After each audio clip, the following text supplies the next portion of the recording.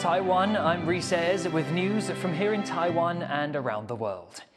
After a night of massive protests outside of Taiwan's legislature on Tuesday, another round has been announced for Friday, as a series of controversial reforms make their way through the opposition-controlled body. Cries to save Taiwan's democracy, as tens of thousands took to the streets of the capital on Tuesday. Now, the calm between two storms. The area around Taiwan's legislature seemingly peaceful, but this Friday they'll be thronged with protesters once again, when a potentially even larger crowd is expected to gather, to express their anger at a series of legislative reforms proposed by the two main opposition parties.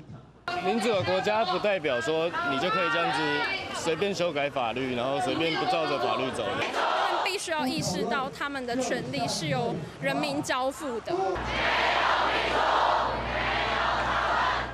Mostly supporters of Taiwan's ruling Democratic Progressive Party, or DPP, protesters say those reforms put forward by the Kuomintang, or KMT, and the smaller Taiwan People's Party, or TPP, who together hold a majority in Taiwan's legislature, will give lawmakers more powers that some fear will undermine Taiwan's democracy.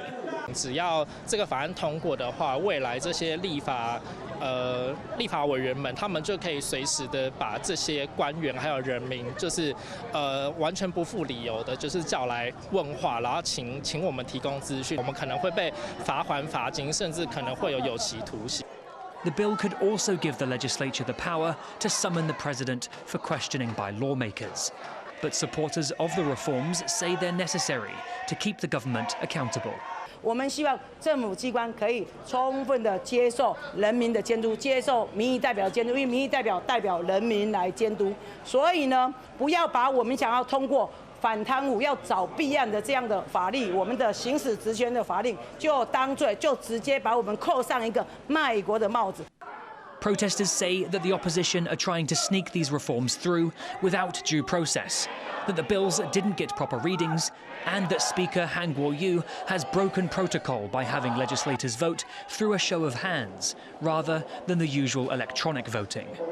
But supporters of the bill argue the opposition has had more than enough time to voice their concerns about the reforms, and that the way the DPP is blocking them is undemocratic.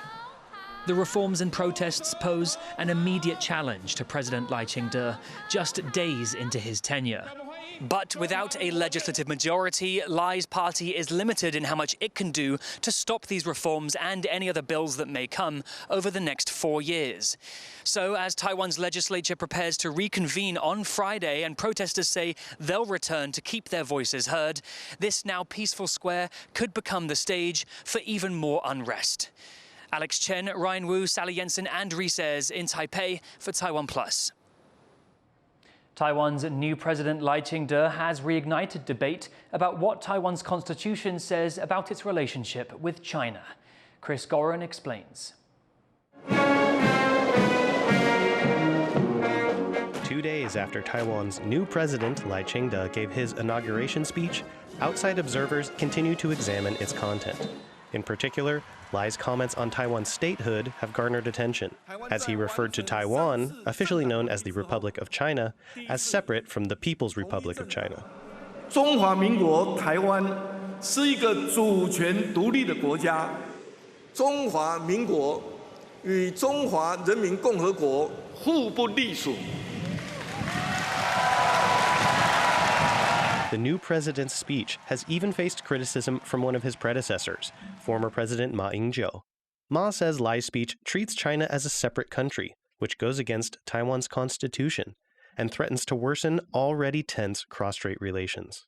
呼吁赖清德总统要以台湾人的福祉为念，放下意识形态，修正昨天就职时公开宣示的新两国论，不要自误误国。 Ma accuses Lai of bringing back the two-state theory, first proposed by President Lee Teng-hui in the 1990s. It's a theory that sees the Republic of China, or ROC, and the People's Republic of China, or PRC, as separate countries.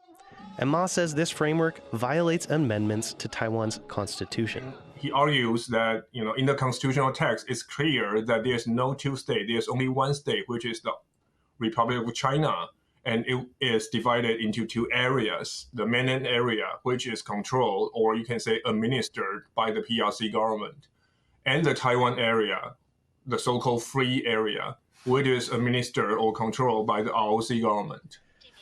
Ma's view is one that is more acceptable to China, but Lai Ching-te's clear division of sovereignty, though similar to outgoing President Tsai Ing-wen, is viewed by China as a pro-independent stance and a change to the status quo. Then there are those calling for more drastic changes. Former U.S. Secretary of State Mike Pompeo met with Lai on Tuesday, and later restated his call for the U.S. to formally recognize Taiwan, which would be a break from decades of U.S. policy. It's time for the United States to recognize Taiwan as a sovereign and independent country. The framing of this debate around Taiwan's constitution makes it appear to be an issue about the law, but it may not be that simple. Well, I should say constitutional questions are always political questions. I mean, there's no clear line between a legal question and a political question. So that's why both political scientists and legal scholars have some say about this. With only a few days into office, new President Lai Ching-te is already confronting some hard dispute. Delphine Chen and Chris Gorin for TaiwanPlus. The head of the U.S. House Foreign Affairs Committee has expressed support for Taiwan's new president, Lai Ching-te. I'm really excited about going to celebrate the results of this election and go back to that beautiful island that I hope one day will not be under the threat of a dragon in its backyard. Michael McCall was speaking at an event held by Taiwan's representative office in the U.S. to celebrate Lai's inauguration on Monday. Taipei's envoy to the U.S., Alexander Yu, said he hopes Beijing will recognize that Taiwan holds elections and changes its leader according to the results.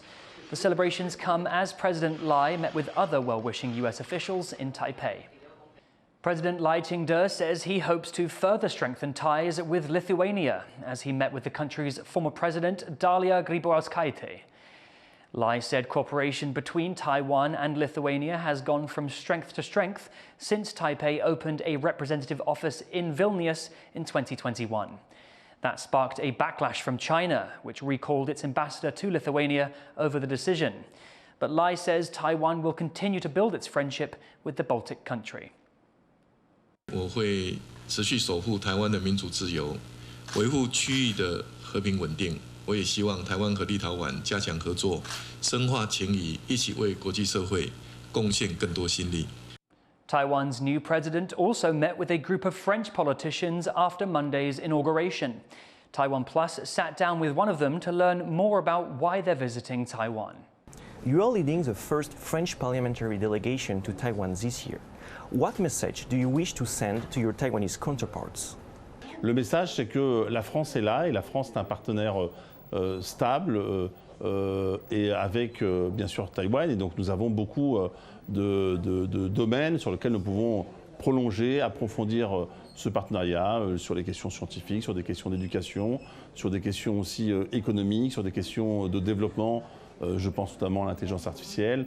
Et puis nous avons aussi, entre deux démocraties, des échanges à avoir sur la question de la stratégie Indo-Pacifique que nous avons adoptée en France. Donc voilà, beaucoup de questions qui forgent ces relations entre la France et Taïwan. You spoke with Taiwan's Vice President, Xiao Bi-khim, during President Lai's inauguration. What were the key points of your discussion? Alors nous avons fait là aussi, donc d'abord un point sur la situation internationale. Qui n'est pas simple, avec ce qui se passe bien évidemment en Ukraine, avec ce qui se passe au Moyen-Orient, et donc l'importance pour les démocraties aussi de porter haut leurs valeurs, à commencer par la question de la démocratie, par la question de la liberté. Nous avons également zoomé sur la zone, le détroit, les deux rives, et l'importance effectivement que nous avons eu, nous, Français, d'inscrire dans la loi de programmation militaire 2024-2030 la liberté, de garantir la liberté et les moyens avec la liberté de navigation, de circulation dans cet ensemble indo-pacifique. Et puis, nous avons échangé aussi sur beaucoup de champs, de domaines, de compétences et de travail conjoint. Notamment, moi, j'ai évoqué beaucoup que dans cette double révolution que devait mener Taïwan, je pense qu'il y a matière à travailler ensemble. Je pense notamment là à la nouvelle révolution à Taïwan sur semi-conducteurs, intelligence artificielle. Je crois que là, il faut, avec l'idée d'une intelligence artificielle qui soit au service de l'humain et non pas l'inverse.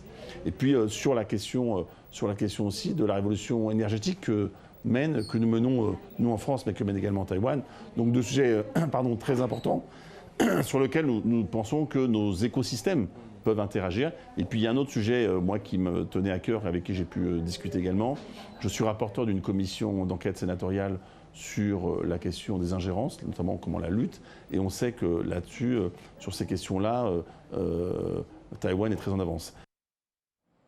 That was French Senator Rachid Tamal speaking with reporter Arnaud Campan. Civil defense experts from Ukraine are in Taiwan, sharing their insights on how to best prepare for a potential conflict. Jaime Okan went to hear their ideas. Here at this forum in Taipei, civil defense leaders from Ukraine are teaching people here about the lessons they've learned in fighting against Russia's invasion of their country. It's organized by the Kuma Academy, one of Taiwan's largest civil defense groups, and it's part of an effort to educate as many people as possible on what to do in a war. People here say the most important lesson has been fighting disinformation. For the civil defense, we usually focus on first aid or evacuation. But in this new kind, the new form of hybrid warfare, it's quite crucial that we need to focus on first the information space, the cybersecurity part, and also disinformation. But we also need to focus more on the legal space, how all these countries, especially the authoritarian state, how they push for their legal framework. Along with fighting disinformation, there are also calls for Taiwanese civilians to learn more about first aid and using small arms, skills that will help them form militias that can work with the military. The experts here say that it's not about sending people into battle, but more about preparation. They want to make sure that Taiwan is ready and equipped for any contingency. Ukrainian analysts who are just on the front lines say that any help goes a long way. It's really important in case of bombing, what you will do if someone will be injured. So no panic, just when you know how to use tourniquets and everything. This is even morale is important when you know what are your steps. Instead of fear, you have to be prepared. Organizers say that more cooperation between Ukraine and Taiwan is planned in areas like military technology and tactics. But the speakers at the summit say that they hope to spark an initiative and motivate civilians here in Taiwan. They say that preparation is the best way to deter a conflict. Andy Xue and Jaime Okan in Taipei for TaiwanPlus. Over 170 types of Taiwan's millet seeds will soon find a new home deep in the Arctic. Harel Hughes tells us more. On a small island in the north of Norway sits a Svalbard Global Seed Vault, a Doomsday-type structure protecting over 1.2 million seeds from almost every country in the world. And for the first time, Taiwan will make a contribution.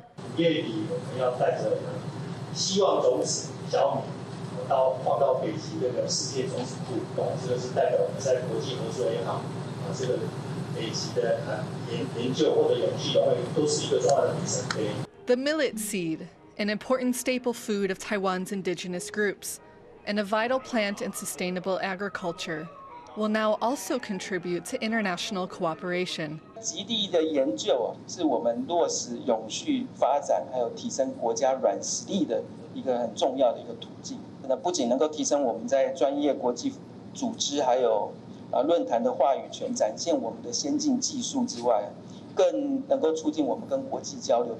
A team from National Central University will bring over 170 types of millet seeds to the Arctic Vault, so that even in the event of global disaster, the humble seeds from Taiwan will be protected for the future. Chris Ma and Harel Hughes for TaiwanPlus. Thank you for watching What's Up Taiwan. You can visit the TaiwanPlus website or follow our social media for more stories from Taiwan and around the world. Finally, come along to the Debris Museum in France. It recently reopened after being closed for 13 years. I'm Reece. Take care and see you next time.